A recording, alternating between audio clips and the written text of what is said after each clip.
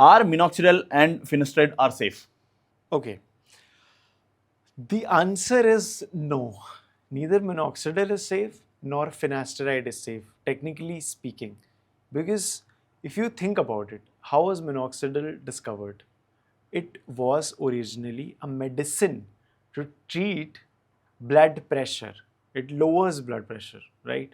But a side effect, it was found, the scientists found that when minoxidil is consumed or applied, it causes hair growth. When it is consumed systemically in the form of pills, it causes generalized hair growth throughout the whole body. And Oh, when it is applied topically to a given area, it grows hair in that particular region. To be very accurate, it doesn't grow hair in that particular region. What it does, we have hair in pretty much every part of the body. It's just that they happen to be very small and very thin. You may think that you don't have hair on the nose, right? But if you were to look under a bright light, especially sunlight, in a mirror close by, you will find that you have hair on your nose, on your cheeks, on pretty much everywhere except for the palms and the soles of the feet, right? So, what minoxidil does is through the mechanism of increasing blood supply to hair follicles through potassium channels, it makes these hairs thicker, longer, and denser. So it turns these vellus hairs to terminal hair. Terminal hair is the one we have on the scalp, the one we have on a beard. So that's what minoxidil does. Now, since it lowers blood pressure, it might sound like a good thing, right? Blood pressure is being reduced. But what happens when our blood pressure is reduced? Our heart has to work harder in order to pump blood. Now, the nature of the human body is to adapt upon the situation, right? So, our heart responds by growing, and hypertrophy in these chambers of hearts is not a positive thing. This is why minoxidil is linked to cardiovascular problems. Also, by the virtue of the potassium channels, it also causes localized swelling. So, if you're using minoxidil on your scalp, you may find that your face is more swollen than usual. yeah. That's a temporary concern, but the problem, the cardiovascular concern is real and problematic. Now, the studies that we do have show that on average, using minoxidil topically, just applying it on the scalp, 0.5 to 1 gram, it literally changes your heart rate by, on an average, 1 to 3 beats per minute. You may think it's not a lot, but in the long run, 5 years, 10 years, it definitely is going to make a significant difference. Oh my God. We now coming back to finasteride. Again, the way it works is it it would be accurate to say that finasteride is pretty much, along with dutasteride, the only permanent solution, permanent cure to male or female pattern baldness. Why is that so?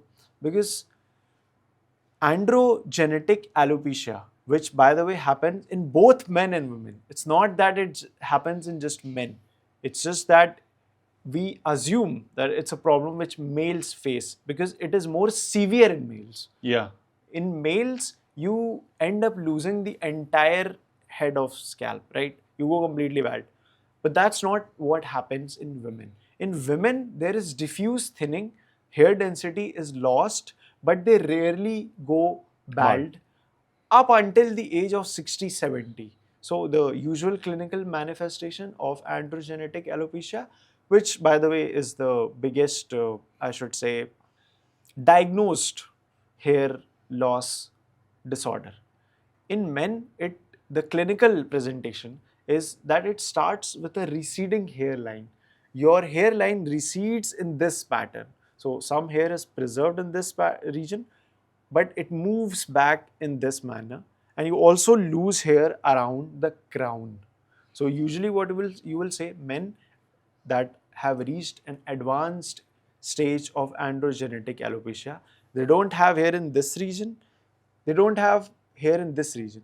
But they almost always have hair in this region. Yeah. No. Why? Baldness. Yeah. Why is that so? It is simply due to the fact that the androgen receptors in the hair follicles in this region are not the same as the androgen receptors in this part of the scalp. You must have heard that androgenetic alopecia is DHT driven, right? Yes. So if it is DHT driven, it is DHT driven, no doubt about that. But if that is the only cause, why does it happen in pattern? Why not throughout the scalp? That's why we call it male pattern or male female pattern baldness, because there's a pattern, right? Now, it's not just the DHT, as I just said, it's about how the androgenic receptors in the hair follicle respond to DHT, right?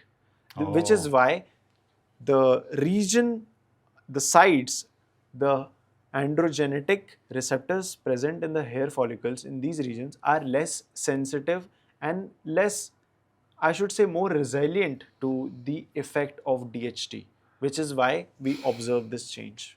In women, however, the clinical manifestation of female pattern baldness, which is also DHT driven, at least primarily DHT driven, is that there is a widening of the part. What does that mean? There's a comb line, right? When you comb your hair like this in women, you see this separation of. Yeah. I Yeah. saw, like, you know. Yeah, that starts getting wider, wider, and wider. So, yeah. In both these cases, pretty much the only permanent solution, the only long-term solution, which works to stop hair loss and also reverses it, is finasteride or dutasteride. They are pretty much the same class of drugs. They reduce DHT. Now, the question is, when the action of DHT is localized, when it is specific to the scalp, why should we reduce DHT throughout the whole body? That's what oral finasteride does, right?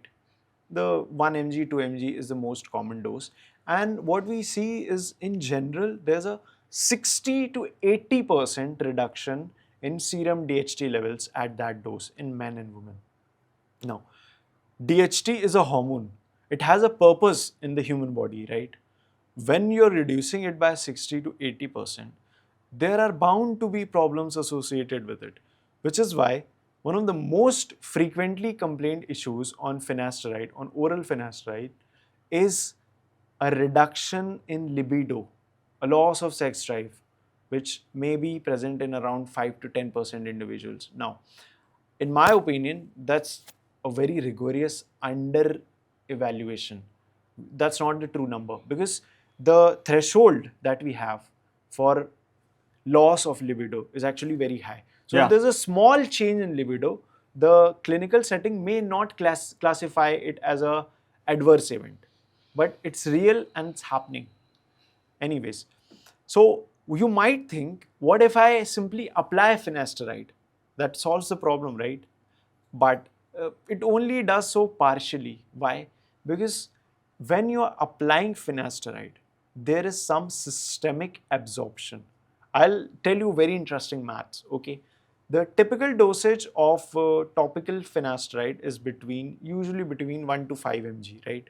But when you are applying it on your scalp, let's say you are using a 2% solution and you take the recommended amount is around 1000 mg, and the 1000 mg of the solution, 1000 mg of solution, it will have 2% finasteride, right? So if you do the calculation, you will find that you are exposing your scalp to pretty much the same amount of finasteride, whether you apply it or you consume it. Which is why in various studies, what we have found is, even when you are applying topical finasteride, in the amounts that's a very important distinction here. In the amounts that is usually used, we see pretty much the same systemic DHT reduction of 60 to 80%. Now, that doesn't mean topical finasteride is, not superior to oral, because what we also have observed in various studies that we don't need to apply so much. We don't need to apply 1 ml of topical finasteride. We can get away with just using around 0.2 ml, and the systemic exposure of finasteride becomes so low that the serum reduction in DHT that we were talking about, it's just 5 or 10%. Again, 60 to 80% versus 5 or 10%. There's a difference of day and night, right? Yeah. Yeah. So it is this reduction in serum DHT which is the primary driver of the adverse events, primarily the sexual and the mood disorders. So to sum up your questions, yes, minoxidil and finasteride both have side effects. Yeah. You can avoid them to a certain extent, you can reduce them to a certain extent, but you cannot completely eliminate it. No matter what anyone on social media says, no matter what your physician says, even if your physician says that no, you're not going to experience any side effects, it's because that person is trying to calm you down. He or she does not want to nocebo you.